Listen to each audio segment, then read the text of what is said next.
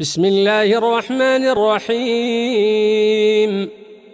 طاسين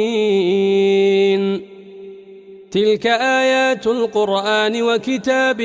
مبين هدى وبشرى للمؤمنين الذين يقيمون الصلاة ويؤتون الزكاة وهم بالآخرة هم يوقنون إن الذين لا يؤمنون بالآخرة زينا لهم أعمالهم فهم يعمهون أولئك الذين لهم سوء العذاب وهم في الآخرة هم الأخسرون